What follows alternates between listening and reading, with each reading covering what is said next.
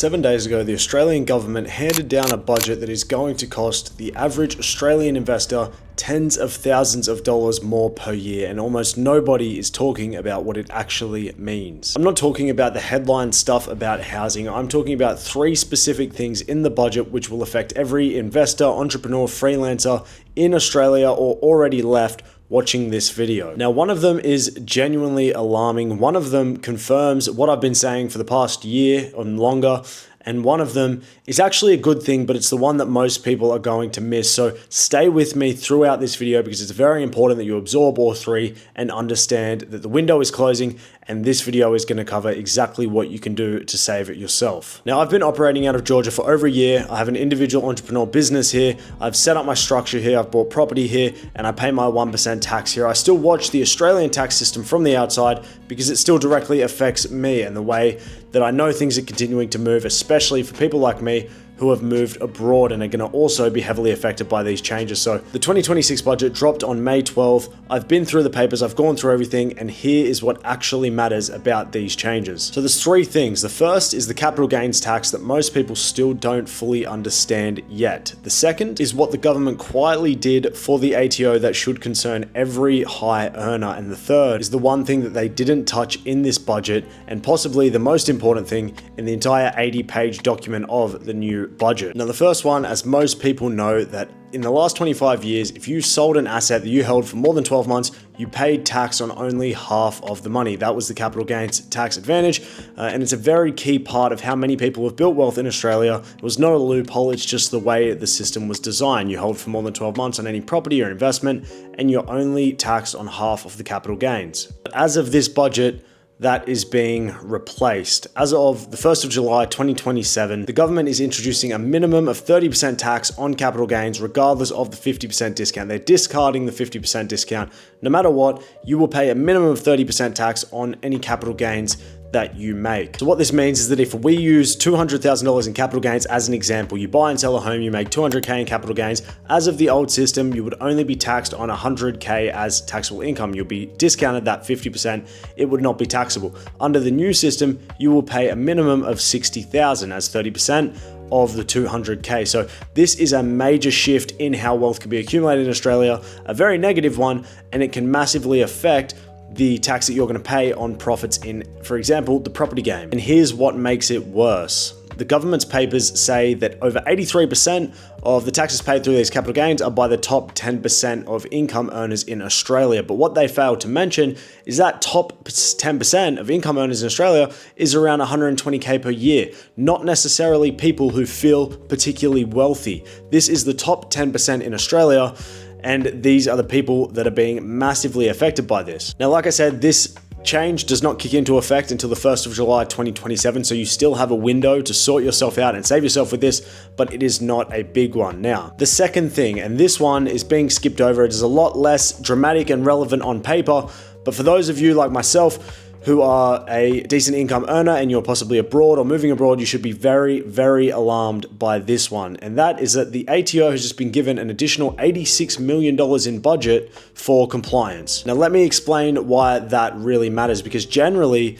the ATO doesn't just randomly audit people. They run campaigns, they pick a target, and they attack it hard. And they've just been handed an additional $86 million to do that. Now, we saw the same thing with the working from home deductions crackdown, where they started really cracking down on people who were claiming deductions for their home office and things like that. We also saw the same with the rental property deduction campaign, where they really went in with people on the rental property deductions. Now, one of the ATO's biggest stated focuses right now is offshore income and foreign residency claims. That was already the case. That is something they're putting a lot of focus on, and now they have an additional $86 million in budget to attack that problem of theirs. So if you're an Australian living abroad, running a business, making money online, and you have not structured yourself properly and set yourself up properly, this is not a hypothetical problem for you. This is a practical problem. They have just been handed an additional $86 million in budget to attack you personally for your setup. Now, this is exactly why I went through the process here in Georgia of setting everything up properly, ticking all the boxes, getting the businesses, the banks, the property,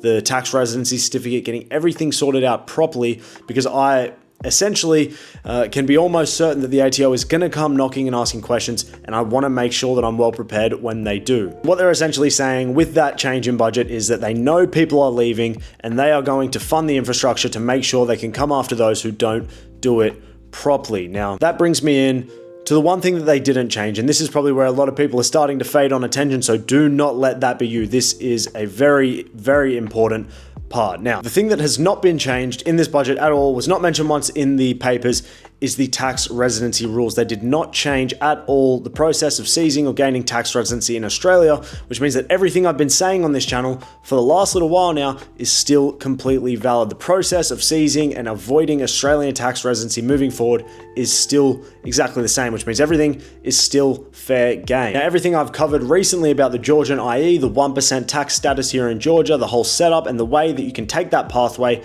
and get that done depending on your specific situation is also all still intact and remains the same. But what Australia has done is made it significantly more expensive to remain inside the Australian tax system. Now, if you think about what that actually means for you, if you're an online entrepreneur in Australia making anywhere from 80 to 200K a year, then all the ATO has just done is significantly increase the capital gains taxes on any investments and assets, and they've much better funded the ATO to come after anybody who's not falling in line with their new rules and their new enforcement, which means that the question is no longer if or how you will decide to seize or leave Australia's tax residency system. It is when. The time is seriously fading. They've set in lines the new dates of when these new enforcements are going to come in. You have this window.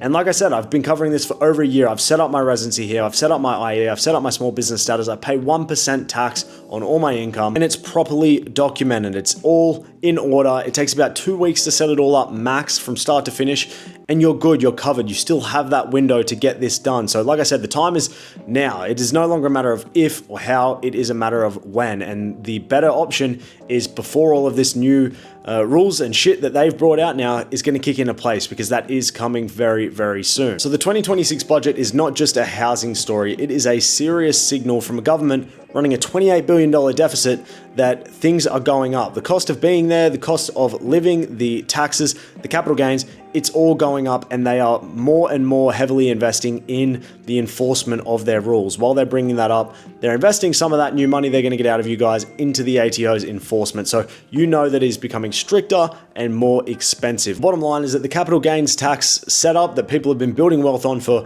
the last 25 plus years is now gone.